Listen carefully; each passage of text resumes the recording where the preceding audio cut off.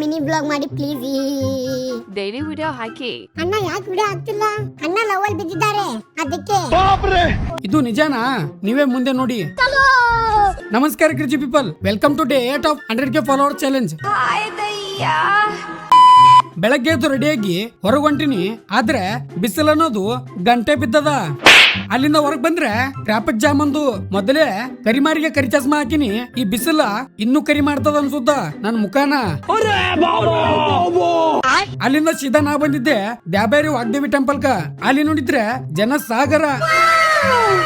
ಈ ವಿಡಿಯೋ ಮಾಡಿದ್ದು ಅಮಾವಾಸ್ಯ ದಿನ, ಬಟ್ ಎಡಿಟ್ ಮಾಡ್ಲಿಕ್ಕೆ ಟೈಮ್ ಸಿಗ್ಲಿಲ್ಲ ಅಂತ ಲೇಟ್ ಆಗಿ ಬರ್ತಿದೆ, ಕ್ಷಮೆ ಇರ್ಲಿ ಈ ಬಡಪಾಯಿ ಹುಡುಗನ ಮೇಲೆ. ಒಳಗೋಗಿ ಆಯಿ ದರ್ಶನ ಮಾಡ್ಕೊಂಡು ಹೊರಗ್ ಬಂದೆ. ಇಷ್ಟು ದಿನ ನನ್ನ ಮುಗ್ಗುಲ್ತನದಿಂದ ಅಂದ್ರೆ ಬೇಜವಾಬ್ದಾರಿತನದಿಂದ ವಿಡಿಯೋ ಶೂಟ್ ಮಾಡ್ಕೊಂಡ್ ಬಂದ್ರು ಎಡಿಟ್ ಮಾಡ್ಲಿಕ್ಕೆ ಆಗ್ತಿರ್ಲಿಲ್ಲ. ಮತ್ತೆ ಈ ತಪ್ಪನ್ನ ಮಾಡಲ್ಲ.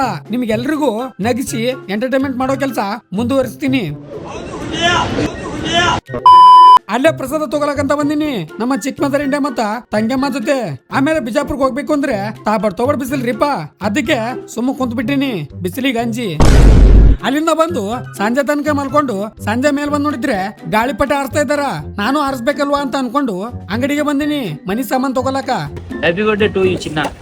ನಮ್ಮ ಹೆಬ್ಬುಲಿ ಅವ್ರ ಹುಡುಗಿಗೆ ವಿಶ್ ಮಾಡ್ತಾ ಇದ್ದೇನ್ರಿಪ್ಪ. ಮರುದಿನ ನಾನು ಬಂದೇ ಬಿಟ್ಟೆ ಗಾಳಿಪಟ ಆರಿಸ್ಲಿಕ್ಕೆ. ಮಧ್ಯಾಹ್ನದಿಂದ ಯಾವಾಗ ಸಂಜೆ ಆಯ್ತು ಅನ್ನೋದೇ ಗೊತ್ತಾಗಿಲ್ಲ ಆರ್ಸೋ ಗದ್ದಲ್ದಾಗ. ಗಾಳಿಪಟ ರೀಪ.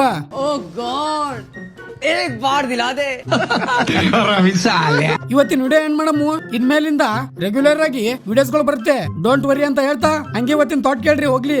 ಜ್ಞಾನದಿಂದ ಅಹಂಕಾರ ಬಂದರೆ ಅದು ವಿಷಕ್ಕೆ ಸಮಾನ, ಜ್ಞಾನದಿಂದ ವಿನಯ ಮೂಡಿದರೆ ಅದು ಅಮೃತಕ್ಕೆ ಸಮಾನ ಅಂತ ಹೇಳ್ತಾ ಇವತ್ತಿಗಿಷ್ಟೇ. ಇಷ್ಟ ಆದ್ರೆ ಲೈಕ್ ಮಾಡಿ, ಮತ್ತೆ ಮುಂದೆ ಸಿಗಮು. ಜೈ ಹಿಂದ್, ಜೈ ಕರ್ನಾಟಕ ಮಾತೆ.